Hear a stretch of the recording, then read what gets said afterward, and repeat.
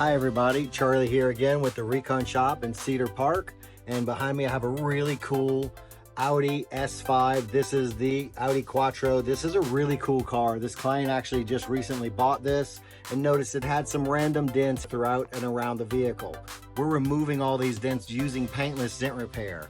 Going to the quarter panel, there was a pretty sharp dent. It actually has a tiny bit of paint damage in there, but we're going to be able to remove this dent using Paintless Dent Repair. And of course, it came out fantastic. And moving on to the front door, this had kind of a series of damage, probably from opening the door and bumping into something over and over. It was on the edge of the door, so there were some lines going along the edge and some horizontal creases. And of course, it came out fantastic, as you can see here.